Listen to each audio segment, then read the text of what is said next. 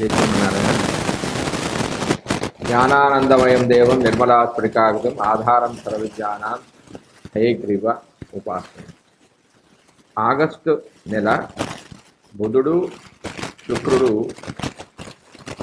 12 రాసుల వారికి ఏ విధంగా ప్రభావాన్ని చూపుతాడు అనేది మనం ఈ వీడియోలో తెలుసుకుందాం. నిత్య జీవితంపై గ్రహాల ప్రభావం గోచార ఫలితాల వలన మనకు బాగా అర్థమవుతుంది. జన్మచక్రం నుండి దానిని గ్రహించవచ్చు. అది మన పూర్వ జన్మ కర్మను ప్రతిబింబజేస్తుంది. బుధుడు అనుకూల గోచారం వల్ల, అంటే గోచారంలో అనుకూలంగా ఉంటే వ్యక్తిలో చురుకుదనం అనేది పెరుగుతుంది. తెలివిగా మాట్లాడమే కాదు, తెలివిగా కార్యాలను కూడా నెరవేర్చగలుగుతాడు. అన్నీ శుభసూచకంగానే ఉంటాయి. బుధుడు అనుకూలంగా లేకపోతే నరాల బలహీనత ఏర్పరిచి సమస్యల బారిన పడవేస్తాడు. అనుకూల బుధుడు మనను తారాస్థాయికి తీసుకుని వెళ్ళగలడు, అన్నిటా విజయాలను చేకూర్చగలడు. శుక్రుడు యొక్క అనుకూల ప్రభావం ఎక్కువగా ఉంటుంది. అతని చలనం వలన మనుషుల అనుభూతులు, ఆలోచనలు బయటపడతాయి. ఒకవేళ యువకులైతే ప్రేమ వ్యవహారాల జోరుతూ ఉంటారు. యువకులు కాకపోతే విహారయాత్రలకు వెళ్ళి వాటి గురించి డబ్బును ఖర్చు పెడతారు. గోచారిత్యా ప్రతికూలమైన శుక్రుడు కుజ శని రాహుల వలన తక్కువ స్థాయిలో ఫలితాలను ఇస్తాడు. అప్పుడు వ్యక్తులు నిరాశ, నిస్పృహలతో, కుంభకోణాలతోనూ సతమతం అవుతూ ఉంటారు. జై శ్రీమన్నారాయణ. జ్ఞానానందమయం దేవం నిర్మలాస్ఫటికాకృతిం ఆధారం సర్వవిద్యానాం హయగ్రీవం ఉపాస్మే. 12 రాశుల వారికి ఆగస్టు నెలలో బుధుడు శుక్రుడు ఇచ్చే ఫలితాలను మనం తెలుసుకున్నాం. నిత్య జీవితంలో గ్రహాల ప్రభావం గోచార ఫలితాల వలన మనకు బాగా అర్థమవుతుంది. జన్మచక్రం నుంచి దానిని మనం గ్రహించవచ్చు. అది మన పూర్వజన్మ కర్మను తెలుపుతుంది. గోచారంలో బుధుడు అనుకూలంగా ఉంటే వ్యక్తి యొక్క చురుకుదనం అనేది పెరుగుతుంది. తెలివిగా మాట్లాడమే కాకుండా తెలివిగా పనులను కూడా నెరవేర్చగలుగుతాడు. అన్నీ శుభసూచకంగా ఉంటాయి.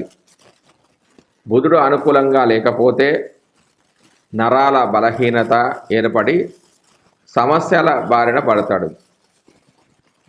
బుధుడు అనుకూలంగా ఉంటే మనను ఒక తారాస్థాయికి తీసుకెళ్తాడు, ఒక రేంజ్కి తీసుకెళ్తాడు. అన్నిటా విజయాలను చేకూరుస్తాడు. ఆ విధంగానే శుక్రుడు యొక్క ప్రభావం వ్యక్తి మీద చాలా ఎక్కువగా ఉంటుంది. అతని చలనం వల్ల మనుషులలో అనుభూతులు, ఆలోచనలు అనేవి బయటపడతాయి. ఒకవేళ యువకులైతే ప్రేమ వ్యవహారాల జోరుతూ ఉంటారు. యువకులు కాకపోతే యాత్రలకు, విహారయాత్రకు వెళ్ళి అక్కడ డబ్బులు ఖర్చు పెడుతుంటారు. గోచారిత్యా శుక్రుడు అనుకూలంగా లేకపోతే కుజ శని రాహుల వలన తక్కువ స్థాయిలో ఫలితాన్ని ఇస్తాడు. అప్పుడు వ్యక్తులు నిరాశ, నిస్పృహలతో ఉంటారు. కుంభకోణాలతోనూ సతమతమవుతూ ఉంటారు. ఇక మనము 12 రాశుల వారికి వారి ఫలితాల గురించి వస్తే, మేషరాశి వారికి బుధుడు పంచమ భావంలో సంచరించడం వల్ల అనారోగ్యము, ఉష్ణబాధలు, కలహము మరియు భార్యాపుత్రులతో భిన్నాభిప్రాయాలు, వాతపిత్తాది వ్యాధులు, శ్రమ, అపకీర్తి, బుద్ధిబల లోపము, కార్యసాధనలో ఆటంకాలు, మాతృసౌఖ్య హాని, కుటుంబంలో కలతలు ఏర్పడతాయి. బంధువులతో విరోధము, కీర్తి హాని, ధన నష్టం కూడా కలుగుతుంది. అయితే బుధుడు కొన్ని రోజులు, అంటే ఆగస్టు 1 నుంచి ఆగస్టు 22 వరకు సింహరాశిలో సంచరిస్తూ, మరియు శుక్రుడు బుధుడు వక్రీకరిస్తున్నాడు. అంటే 23 ఆగస్టు నుంచి 31 ఆగస్టు వరకు కర్కాటక రాశిలో వక్రీకరిస్తున్నాడు. శుభగ్రహాలు వక్రీకరిస్తే మంచి ఫలితాలు ఇస్తుంటాడు. అంటే బుధుడు పంచమం నుంచి చతుర్థంలో కూడా, అంటే 23వ తారీఖు నుంచి ఆగస్టు 31 వరకు పంచమం నుంచి చతుర్థంలోకి వెళ్తున్నప్పుడు ఈ పై ఫలితాలే వాళ్ళకి వస్తాయి. తర్వాత మేషరాశి వారికి శుక్రుడు ఇచ్చే ఫలితాలు. పంచమ స్థానంలో సంచరిస్తున్నాడు. ఈ నెల మొత్తం కూడా ఆగస్టు నెలలో పంచమ స్థానంలో సంచరిస్తున్నాడు శుక్రుడు. కానీ అశుభ ఫలితాలే వస్తాయి. కార్య విలంబన అంటే పనులు కాకపోవడం, సేవకులతో అంటే పనిచేసే వాళ్ళతో గొడవలు జరగడం, సంతాన సమస్యలు, పెద్దల యొక్క అనాదరణ, ధనం లభించకపోవడము, మిత్రులతో విభేదాలు జరిగే అవకాశం అనేది. జ్ఞానానందమయం దేవం నిర్మలా స్ఫటికాకృతిం ఆధారం సర్వ విద్యానాం హయగ్రీవ పాస్పేర్. సింహరాశి వారికి బుధుడు ఆగస్టు 1 నుంచి 22 వరకు సింహరాశిలో అంటే జన్మంలోను, ఆగస్టు 23 నుంచి 31 వరకు కర్కాటక రాశిలో అంటే వక్రంలో సంచరిస్తున్నాడు. ఆ విధంగానే శుక్రుడు ఆగస్టు 1 నుంచి 24 వరకు జన్మరాశిలోను, దాని తర్వాత అంటే ఆగస్టు 25 నుంచి సెప్టెంబర్ 19 వరకు కన్య రాశిలో సంచరిస్తున్నాడు. ఇందులో ముఖ్యంగా సింహరాశిలో 3 నక్షత్రాలు ఉంటాయి. మఘ, పుబ్బ, ఉత్తర. మఘ 4 పాదాలు, పుబ్బ 4 పాదాలు, ఉత్తర 1 పాదం. ముఖ్యంగా ఇందులో మఘ నక్షత్రం వారికి మాత్రం అకాల భోజనము, బంధువైరము, దుష్ట సహవాసము, వస్తు నష్టము, శత్రు వృద్ధి, అస్థిరత, బంధువుల వల్ల కష్టాలు, తగవులు, నీచ జనులతో స్నేహము, ధన నష్టము, మనస్సంకటము, సౌఖ్యలోపము, కలహాలు, అపజయాలు, ఉద్రేకత వంటి వ్యతిరేక ఫలితాలు అనేవి వీళ్ళు పొందుతారు. కానీ ఇందులోన పుబ్బా నక్షత్రం వారికి, ఉత్తరా నక్షత్రం వారికి మాత్రము శుభ ఫలితాలే వస్తాయి. సింహరాశి వారికి శుక్రుడు జన్మస్థానంలో సంచరించడం వల్ల వారి నక్షత్రాలు చాలా ఉత్తమమైన కాబట్టి పేరుకు మాత్రమే పాప ఫలితాలు అనేవి వస్తాయి. వీరికి సాధారణమైన ఫలితాలు అనేవి వస్తాయి. వీళ్ళకి మంచి ఆలోచనలు రావడం, యువకులైతే ప్రేమ వ్యవహారంలో వెళ్ళడం, యువకులు కాని వారైతే యాత్రలకు, దేవాలయాలకు వెళ్ళడం, దాని మూలకంగా డబ్బులు ఖర్చు పెట్టడము అనేవి జరుగుతుంటాయి. జై శ్రీమన్నారాయణ. యొక్క దోషాలు ఏ విధంగా ఉంటాయి అంటే మేధస్సు తక్కువగా ఉండడం, వ్యాపారంలో నష్టాలు కలగడం, చదువు వంట పట్టకపోవడం, నాడీ దోషాలు, నిర్ణయాలు తీసుకోవడంలో ఇబ్బందులు, మిత్రులతో ఇబ్బందులు, లెక్కలంటే భయం, ఉదర రోగాలు కలవారు, నత్తి లేదా మాట సరిగా లేకపోవడం, ఎముకలు విరగడం, వారి జాతక చక్రంలో బుధ దశ యోగించకపోవడం, బుధుడు మీనరాశిలో ఉండడం, బుధుడు శత్రురాశిలో ఉండగా అవి పాపస్థానాలు అయినప్పుడు, వాత దోషాలు ఎక్కువగా ఉన్నా కూడా బుధుడి యొక్క దోషాలు ఎక్కువగా ఉంటాయి. దీనికి గాను బుధుడికి చేసుకోవాల్సిన శాంతి విధానం ఏంటంటే, రోగగ్రస్తుడైన ఆ యొక్క జాతకుడిని ఒక పెద్ద రాశిలో ఒక పక్క ఉంచి మరొక పక్క పెసలు మొదలైన ధాన్యాలంటే అతనికి తగ్గట్టుగా, అతని శక్తికి తగ్గట్టుగా ధాన్యాలు ఉంచేసి, అతను ఎంతైతే బరువు తూగుతాడో అన్ని కేజీల యొక్క పెసలను ఒక పండితుడికి అంటే ఒక బ్రాహ్మడికి దానం చేస్తే బుధుడి యొక్క పీడా నివృత్తి అవుతుంది. బుధ దోషం వల్ల కలిగే రోగాలకు ఇంకా ఏం చేయాలంటే ఉత్తరేణి బీజంతో చేయబడిన ఔషధాన్ని తీసుకుంటే గుణం అనేది కలుగుతుంది. అంటే ఆ రోగాలు అనేవి తగ్గుతాయి. ఇంకా దీనికి సంబంధించిన శాంతి విధానంలో ఏం చెప్పారంటే, కేంద్ర ఉభయ రాసుల్లో ఉన్నప్పుడు విష్ణు పూజ,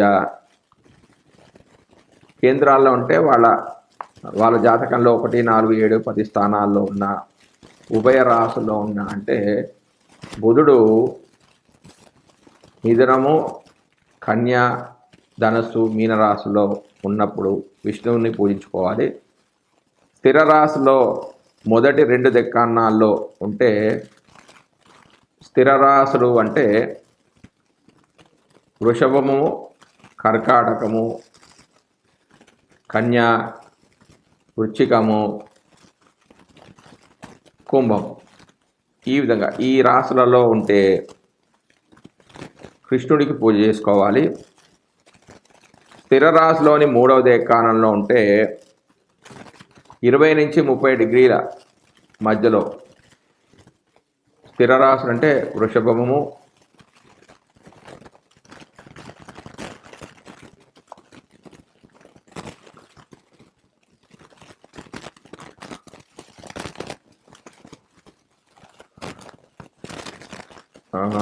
సింహరాశి, వృషభ రాశి, కుంభరాశులలో ఉన్నట్టయితే విష్ణువుకు పూజ చేసుకోవాలి. సింహరాశిలో రవితో కలిసి బుధుడు ఉంటే శివుడికి పూజ చేసుకోవాలి. చంద్రుడితో కలిసినప్పుడు దుర్గాదేవతకు పూజ చేసుకోవాలి. కుజునితో కలిసినప్పుడు సుబ్రహ్మణ్య స్వామికి, సొంత రాశులలో ఉండి శుక్రునితో కలిస్తే గంధర్వులకు, కిన్నరులకు పూజ చేసుకోవాలి.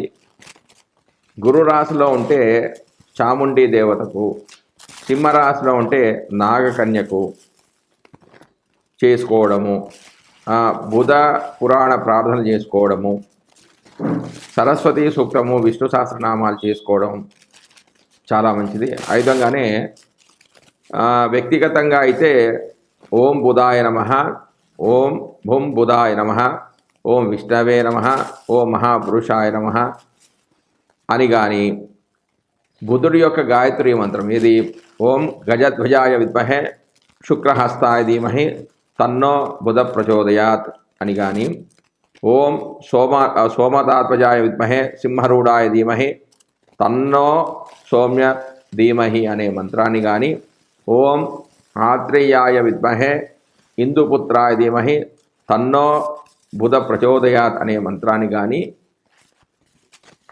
పురాణోక్త మంత్రమైన ప్రియంగు కలికాశామం రూపేణ ప్రతిభుజం సౌమ్యం సప్తగుణోపేతం తం బుధం ప్రణమామ్యం అనే ఒక మంత్రాన్ని కానీ, బుధ కవచాన్ని కానీ, బుధగ్రహ స్తోత్రాన్ని కానీ,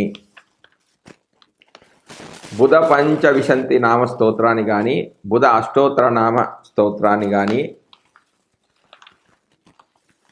పారాయణ చేసుకోవచ్చు. ఇంకా దానంగా బుధవారం కేజంబావు పెసర దానం చేసుకోవాలి. అయితే కేజంబావు అనేది ఎక్కడ లేదండి, అంటే వాళ్ళ శక్తికి అనుకూలంగా, అంటే బాగా డబ్బులు ఉన్న వాళ్ళు సాఫ్ట్వేర్లో అయితే 5 కేజీలు 10 కేజీలు కూడా చేయొచ్చు. అంటే ఎవరు లేకపోతే ఈ ఆర్థిక స్తోమత లేని వాళ్ళకి మాత్రమే ఈ కేజంబావు అని పెట్టారు. అంటే మినిమం కేజంబావు 5 కేజీలు 10 కేజీలు 15 కేజీలు కూడా ఇట్లా వాళ్ళు దానం చేసుకోవచ్చు. ఆ విధంగానే ఆకుపచ్చ వస్త్రము, తగరంటకము, పెసలు, ఆకుపచ్చని పువ్వులు బుధవారం దానం చేయడం అనేది చాలా మంచిది. ముఖ్యంగా బుధగ్రహ దోషాలు పోవడానికి గజమదనం కలిపిన నదీ సంగమ జలము మట్టి పాత్రలో ఉంచి ఆ నీటితో స్నానం చేయడం అనేది చాలా మంచిది. బుధవారం నాడు ఏదైనా వైష్ణవాలయానికంటే వెంకటేశ్వర స్వామి గుడి కానీ, నరసింహస్వామి గుడి కానీ, రామాలయానికి కానీ వెళ్ళి 17 ప్రదక్షిణం చేస్తే చాలా మంచిది.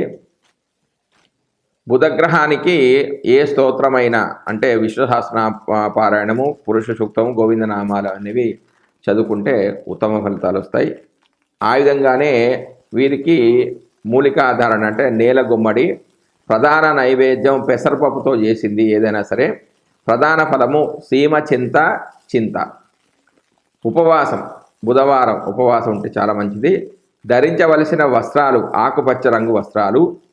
కొన్ని తాంత్రిక ప్రక్రియలు ఏంటంటే పెసలు నానబెట్టి వాటి మరునాడు ఆవులకు లేదా పక్షులకు తినిపించాలి. జాతక చక్రంలో బుధ మహాదశలో వివిధ అంతర్దశలో చేయవలసిన దానాలు ఏమిటంటే, బుధుడి మహాదశ, ఆ బుధుడి యొక్క అంతర్దశలో లక్ష్మీనారాయణ ప్రతిమ అంటే బంగారం దానం చేయాలి. బుధ మహాదశలో కేతు అంతర్దశలో మహిష దానం చేసుకోవాలి. బుధ మహాదశ శుక్ర అంతర్దశలో తెల్లని ఆవును, బుధ మహాదశ రవి అంతర్దశలలో సూర్య ప్రతిమ, బుధుడి యొక్క మహాదశ రవి యొక్క అంతర్దశలలో సూర్య ప్రతిమ దానం చేసుకోవాలి. బుధుడి యొక్క మహాదశలో చంద్రుడి యొక్క అంతర్దశలలో వెండి దానం చేస్తే చాలా మంచిది. బుధుడి యొక్క మహాదశ కుజుడి యొక్క అంతర్దశలలో ఎద్దును దానం చేయాలి. బుధుడి యొక్క మహాదశ రాహు యొక్క అంతర్దశలలో మేకను దానం చేయాలి. బుధుడి యొక్క మహాదశ గురు యొక్క అంతర్దశలలో బంగారు ప్రతిమను దానం చేయడం మంచిది. బుధుడి యొక్క మహాదశ శని యొక్క అంతర్దశలలో గేదెను దానం చేయాలి. బుధుడి మహాదశలో అంతర్దశలలో పీడాల నివారణ కంటే అంతర్దశలలో వివిధ గ్రహాల యొక్క అంతర్దశలలో రామాయణంలో చెప్పిన పారాయణ సర్గలు బుధుడి యొక్క మహాదశ జరుగుతున్నప్పుడు, బుధుడి యొక్క అంతర్దశ జరిగినప్పుడు ఉత్తరకాండము 76వ సర్గ పారాయణ చేసి వారికి ద్రాక్ష పండు నైవేద్యం పెట్టాలి. అంటే ప్రారంభంలో ద్రాక్ష పండు, అంత్యంలో కూడా ద్రాక్ష పండునే నివేదన చేయాలి.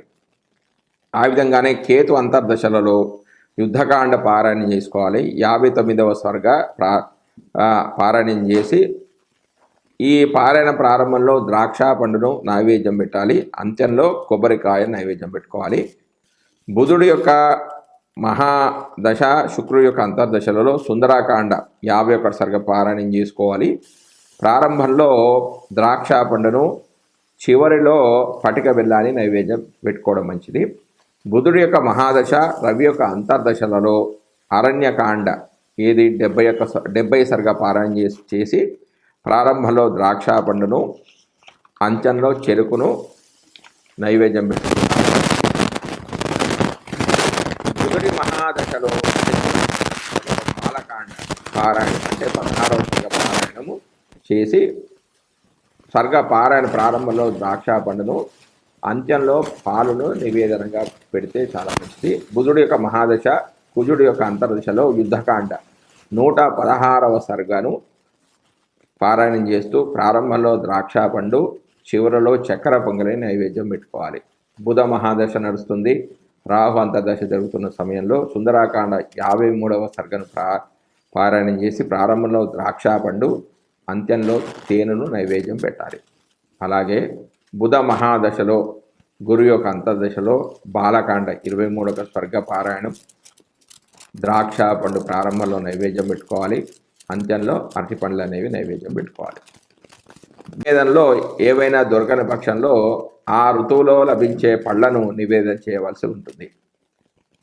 ఈ పరిహారాలు చేసుకోవడానికి విశేషమైన దినాలు ఏమిటంటే, చవితి బుధవారం ఆశ్లేష నక్షత్రము, చతుర్దశి బుధవారం జ్యేష్ఠ నక్షత్రము, ఏకాదశి మంగళవారం రేవతి, చతుర్దశి ఆదివారం ఆశ్లేష, పౌర్ణమి బుధవారం ఉత్తరాభాద్ర, అమావాస్య బుధవారం శ్రవణ నక్షత్రాలు. శుక్రుడి యొక్క దోషాలు నివారణలు.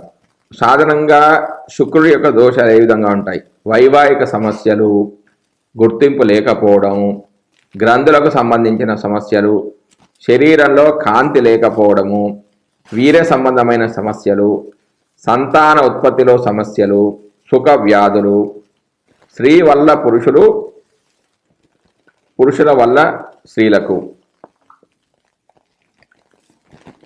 కుటుంబ సౌఖ్యం లేకపోవడం, సౌందర్యం కోసం ప్రయత్నం చేయడం, తీవ్రమైన జ్వరాలు, వివాహ ప్రయత్నాలు అనేవి సఫలం కాకపోవడం, చంద్ర మహాదశ యోగించకపోవడం, శుక్రుడు గురుని రాశుల్లో ఉండడం.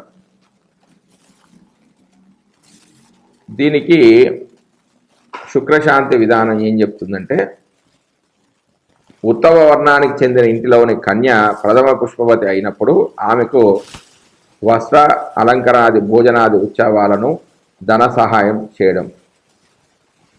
ఆవులకు పచ్చి కసుపు ఇచ్చుట అంటే గడ్డి వేయడం, గీత వాయిద్యాలతో హరినామ భజన చేయడం, బ్రాహ్మణ భోజనము మొదలైన కార్యక్రమాల వల్ల శుక్రప్రీతి కలిగి సర్వ దుఃఖ నాశమవుతుంది. ఇలా చేస్తే శుక్రపీడ నివృత్తి అగునని మయుని చేత సాక్షాత్తు చెప్పబడింది. శుక్రదోష నివారణార్థము ఆరాధించవలసిన దేవతలు: అన్నపూర్ణ, లక్ష్మి, యక్ష్మి, శివభూతులు, యక్షరాక్షసులు,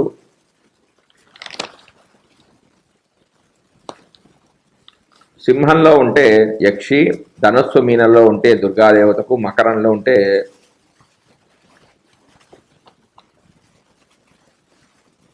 వెంకటేశ్వర స్వామికి, కుంభంలో ఉంటే విష్ణుమూర్తికి పూజ చేసుకోవాలి. మరికొన్ని వివరాలు: వ్యక్తిగతంగా చేసుకోవలసిన మంత్రాదులు ఏమిటంటే ఓం శుం శుక్రాయ నమః, ఓం హ్రీం శ్రీం శుక్రాయ నమః, ఓం శుం శుక్రాయ నమః, ఓం ద్రాం ద్రీం ద్రౌం స శుక్రాయ నమః అనే మంత్రాలు.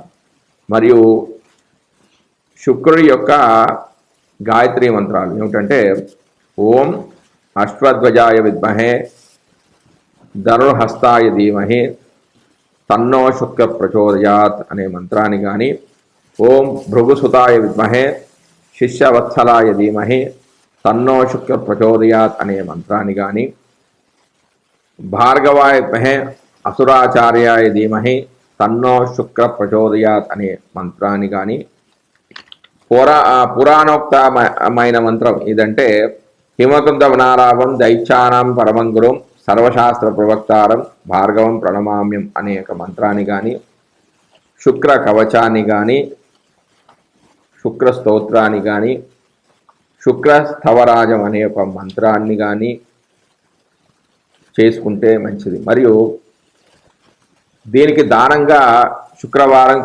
కేజంబావు బొబ్బర్లు దానం చేసుకోవాలంటే మినిమం కేజంబావు అంటే వారి ఆర్థిక స్తోమతను బట్టి 5 కేజీలు కానీ 10 కేజీలు కానీ 15 కేజీలు కానీ దానం చేస్తే తప్పేం లేదు.